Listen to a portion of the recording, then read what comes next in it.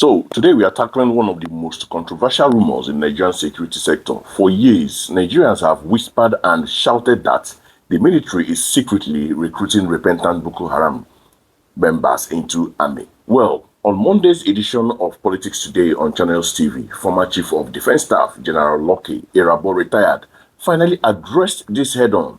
He didn't just deny it, he called it impossible and explained the strict vetting process that supposedly blocks this from happening. But is his explanation convincing enough for the average Nigerian? Let us watch the clip and then I'll break it all down. Sit back and take a watch. The repentant terrorists and people who had picked holes in that strategy of recruiting, because there are those who feel that the repentant terrorists were being recruited into the army. Well, Shehu, I'm glad that you mentioned this. It has always been a burden for me where we got this impression from. Were they ever recruited? How can they be? Does not exist. Before I became CDS, I was theater commander, Operation Lafia Dole. Yeah. From there, I crossed over to become Force Commander, Multinational Nigerian Task Force. When I left, I became the Chief of Defense Training and Operations. I was overseeing all that, and then I became Battalion Commander, and I got appointed as the CDS, which I spent 2.5 years in that post. How could it be? Where people got that impression from, I cannot tell. Now, but we have Operation Safe Corridor, which I supported, which I will support today, and I'll continue to support even tomorrow. What is Operation Safe Corridor? What does it entail? It is looking at those that have been arrested, engaged in the act of terrorism and banditry, that are profiled. And so the low risk amongst them, meaning that those who were conscripted into that criminal enterprise, and those perhaps who got themselves caught up in the milieu of the criminality, all right, are now separated and then sent to the camp where they are de-radicalized, all right, over a period. It's like somebody also in a correctional facility where certain teachings are brought to them and then some skills are also given to them before allowing them to be reintegrated into the society. On what grounds were there people talking about? No, because there are words out there that some of them found their way. How can they find their way into the military? When, first and foremost, their biometrics were taken, the records of them, and not only were the biometrics taken, there is none of those services, especially, let me speak for the military. Army, Navy, and Air Force, each time they are recruiting, you have recruitment officers in every of the states who go with those data, and they are meant to scrutinize them. So structurally, within the military, yes, it's almost impossible for some of these elements to find their way in the military. It is impossible. And besides, you can't come into the military if those from your local government have not actually sanctioned you, that is, guarantee. It's fit enough. Yeah, not just, consider, because like a surety. A surety, a guarantor. It is the responsibility of the local government, that do that. So, let us take a deep breath and unpack what we've just heard. General Irabor wasn't mincing words. First off, did you catch how he started by laying down his credentials? He reminded us that he has seen this war from every angle as theater commander of Operation Lafia Dole, first commander of the Multinational Joint Task Force, and finally as the Chief of Defense Staff, that is CDS. He is essentially saying, I have been at the top of the food chain, so I know what I'm talking about. Now, let us talk about the elephant in the room, Operation Safe Corridor.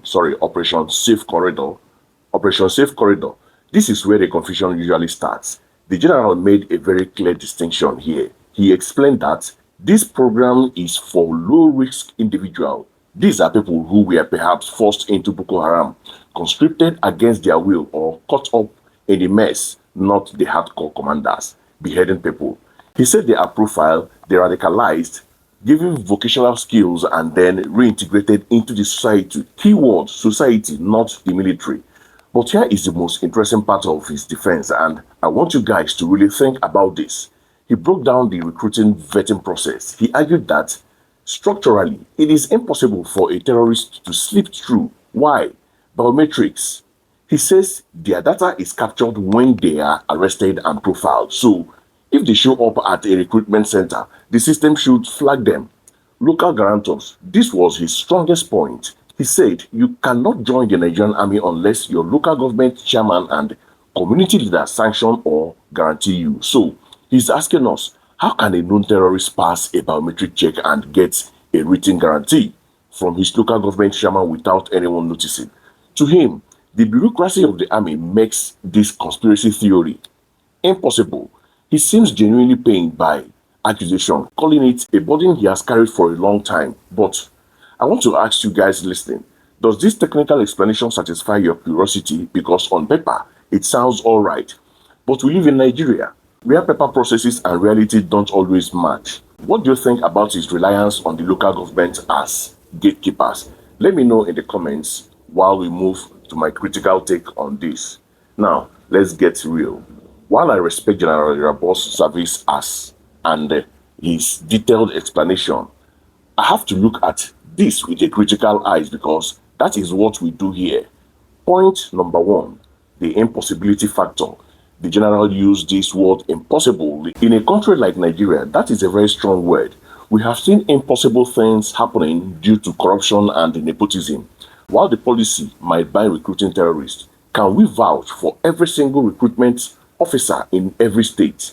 If a high-ranking official or a powerful politician hands a recruitment officer a list of names, does that officer have the courage to run biometric check and say no? In Nigeria, systems often bow to orders from above. Point number two, the local government guarantor flaw. General Irabor places a lot of faith in the local government chairmen and traditional rulers, guaranteeing these recruits. But let's be honest, how robust is that system? Can a local government chairman be bribed to sign a form? Absolutely. Can a traditional ruler be threatened by a cult of a terrorist cell to sign for one of their own? Yes. Relying on a signature from a local government or a local official as the ultimate firewall against terrorist infiltration assumes that those local officials are incorruptible and fearless. That is a massive assumption to make.